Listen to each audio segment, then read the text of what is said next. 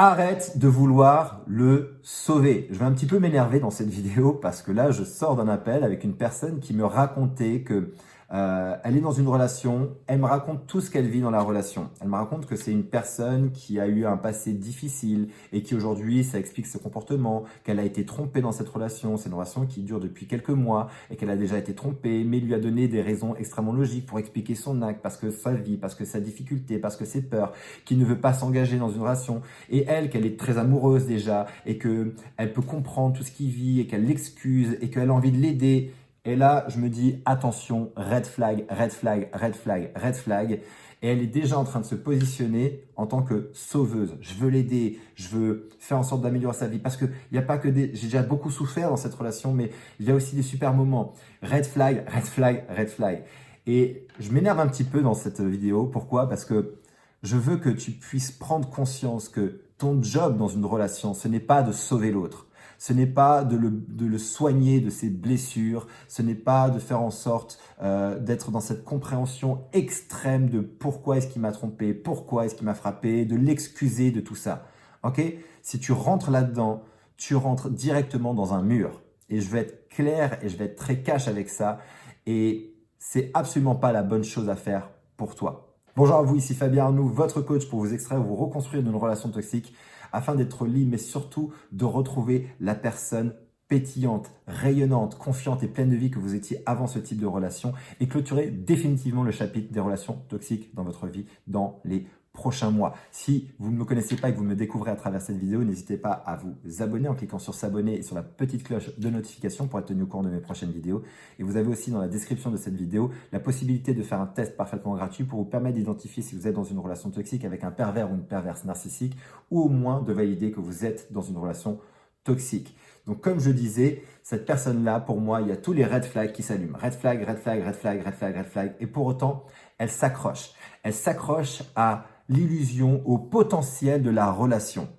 Elle est en train en fait de voir, et peut-être que tu te reconnais là-dedans, tu es en train de voir le potentiel de cette relation parce que cette relation t'apporte aussi beaucoup de choses. Cette relation t'apporte des moments agréables, des moments de rire, des moments de connexion, des moments de partage, des moments d'échange. Ce n'est pas que de la souffrance. Mais pour autant, d'un point de vue factuel, tu as tous les red flags. Tu as une personnalité en face de toi qui manie très bien les mots et qui sait comment tourner et retourner les situations à son avantage et justifier le pourquoi tu as été trompé. Et que, ah oui, c'est presque logique et je comprends par rapport à ses blessures, par rapport à la situation, par rapport peut-être à des choses que j'ai faites ou que j'ai pas faites. Et bref, c'est une histoire que l'autre va raconter qui manie extrêmement bien pour t'expliquer mais pourquoi c'est ça et que tu commences même à pouvoir adhérer et accepter cette idée-là et à la tolérer alors que dans ton système de valeurs, c'est absolument pas tolérable et c'est absolument pas acceptable et que cette personnalité est vraiment correspond à des manipulateurs. Et en même temps, tu fais le test et tu fais le test que je propose et sur le test, tu as 24, 25 points qui viennent converger vers le fait que c'est un pervers narcissique, mais je pense que je vais encore attendre et je vais encore vérifier, je vais encore passer un certain temps. Je comprends ça, d'accord? Je comprends qu'il peut y avoir un certain temps pour intégrer ces informations. Je comprends qu'il peut y avoir un temps pour vérifier, valider encore des doutes, des incertitudes. Mais ce que je veux te dire par rapport à ça, c'est que dans cette dynamique-là et dans ce que j'ai observé, il y avait tellement de drapeaux rouges, notamment chez la personne qu'elle était en train dont elle me parlait, mais aussi chez elle. Parce que si aujourd'hui, toi, tu es dans une personnalité où tu es trop gentil, ok?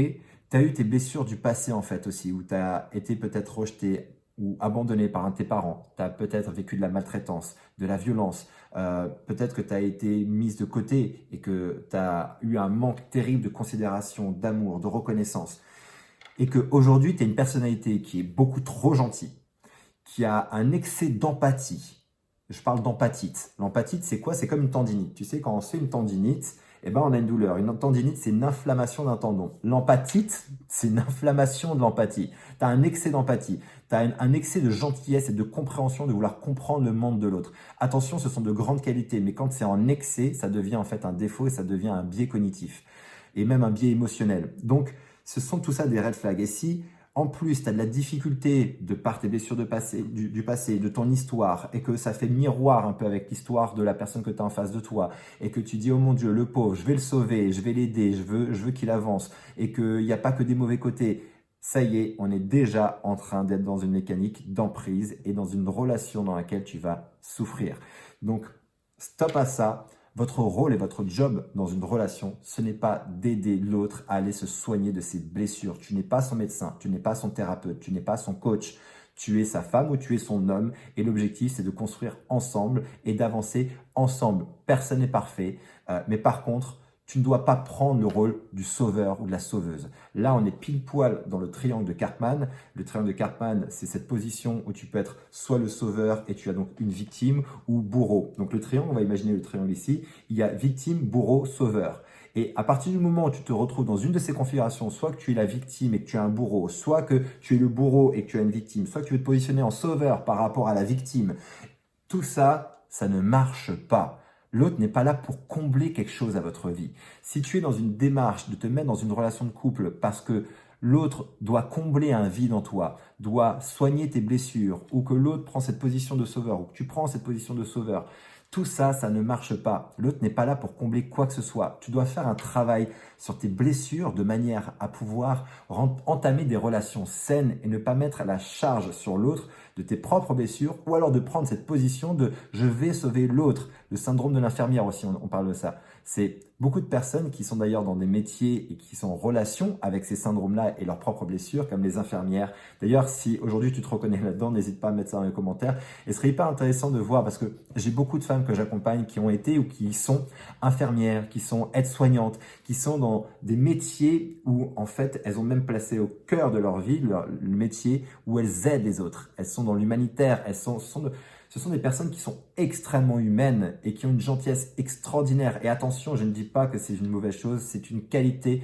incroyable. Vous êtes des personnes extraordinairement humaines. Vous avez une empathie incroyable, une compassion incroyable. Et vous êtes des personnes, j'appelle ça presque, vous êtes des super-humaines en fait. Des super-humains et des super-humaines. Et ça fait de vous des personnes de grande qualité, des qualités de cœur incroyables. Le problème de ça, c'est juste que vous allez avoir en face de vous des personnes qui vont abuser de ça. Pas tout le monde, mais certaines personnes vont en abuser. Et que malheureusement pour vous, vous allez souvent attirer ce type de personnes. Pourquoi? Parce qu'ils ont des détecteurs à ça. Ils ont des détecteurs aux super-humains. Et ils vont donc être attirés comme les moucherons et les guêpes et les compagnies qui sont attirés la nuit par des lumières. Vous êtes une lumière pour eux et donc vous allez les attirer. Et donc il y a un petit réglage à faire. Un petit réglage au niveau de vos programmations intérieures, de vos blessures, pour ne plus attirer ça, ne plus revivre ça. Parce que quand il y a une répétition de schéma, ça veut dire que le travail n'est pas encore réglé et qu'il y a besoin de faire ce travail de fond. Bref, tout ça pour te dire qu'aujourd'hui, le rôle d'une relation, c'est pas d'aller soigner l'autre. Le rôle, c'est de faire en sorte de vivre une relation à deux sereine, équilibrée, où on peut avancer sereinement avec respect et bienveillance dans la relation. Le moment où tu rentres dans cette idée que tu vas sauver l'autre et que tu perçois les bons moments et que tu dis que les mauvais moments, tu vas pouvoir les transformer, c'est déjà foutu. C'est déjà en fait une garantie de rentrer dans un mur parce que tu n'as absolument pas le contrôle sur est-ce que l'autre va changer ou pas. Et si on parle d'ailleurs d'une personnalité narcissique ou même perverse narcissique, le jeu est foutu d'avance. C'est-à-dire que ces personnalités ne changent pas. Elles ne font que changer de masque, elles ne font que changer de proie, mais elles ne changent pas fondamentalement. Elles restent les mêmes personnes. Et tu vas en fait passer du temps et de l'énergie à vouloir changer l'autre, à vouloir espérer que l'autre change, parce que tu focalises ton attention sur le potentiel que tu vois de cette relation, mais qui n'est pas du tout ce qui est possible dans la réalité.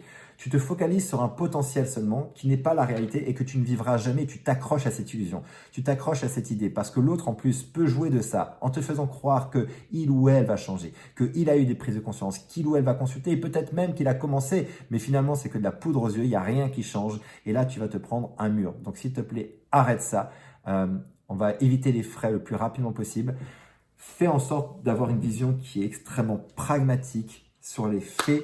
Mets un peu les émotions de côté parce qu'à ce moment-là, elles ne vont pas t'aider à prendre les bonnes décisions pour toi, pour prendre les décisions qui s'incombent pour toi. J'espère que je suis clair dans cette vidéo. Je sais que c'est pas forcément confortable et agréable d'entendre ça, mais je sais que pour beaucoup, vous en avez besoin et certainement que tu en as besoin si tu es dans cette phase où tu te poses plein de questions, tu sens que c'est pas clair, mais tu t'accroches à une illusion et tu dis que tu vas pouvoir faire les choses, tu vas pouvoir sauver la personne et pour autant, dans les faits, tu n'as que des red flags. Il faut écouter ces red flags. Surtout, écoute-les parce que c'est une garantie pour toi surtout de souffrir le moins possible, même si je sais que c'est difficile de quitter, même si je sais qu'il y a des enjeux émotionnels qui empêchent d'y arriver. D'ailleurs, à ce sujet-là, si aujourd'hui tu n'arrives pas à passer le cap, mais que tu sais qu'aujourd'hui, c'est la bonne décision à faire pour toi et que tu es prête à t'engager 100% dans ce travail-là, au moins ne serait-ce que de te recentrer sur toi pour ensuite te retrouver et après prendre les bonnes décisions pour toi, parce que c'est peut-être ça le processus par étapes par lesquels tu dois passer, et ben j'ai alloué ces prochains jours quelques créneaux pour te permettre d'avoir une session de diagnostic avec une personne de mon équipe ou moi-même afin de vérifier si aujourd'hui avec mon accompagnement et mon programme de coaching Renaissance, je suis en mesure de t'aider dans ta situation à te libérer ou alors à te reconstruire parce que peut-être que tu es déjà sorti de cette relation mais tu n'arrives pas à avancer, ta vie est comme sur pause, sur arrêt, tu rumines en permanence.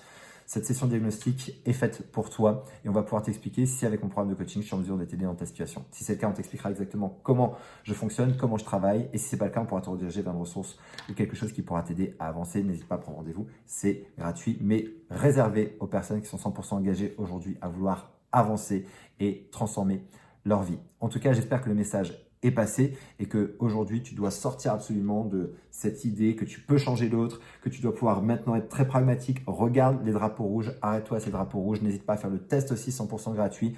Bref, en tout cas, tu as toutes les informations dans cette vidéo pour pouvoir prendre les bonnes décisions pour toi. Et d'ici ma prochaine vidéo ou mon prochain audio, surtout souviens-toi, quoi qu'il arrive, tu mérites d'être aimé, tu mérites d'être heureuse et d'être heureux et je te dis à très bientôt.